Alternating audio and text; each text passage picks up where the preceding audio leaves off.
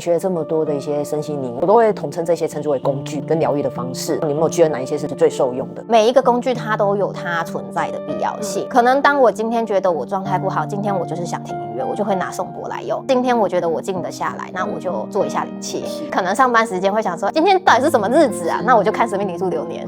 对，它不矛盾，不会相抵触。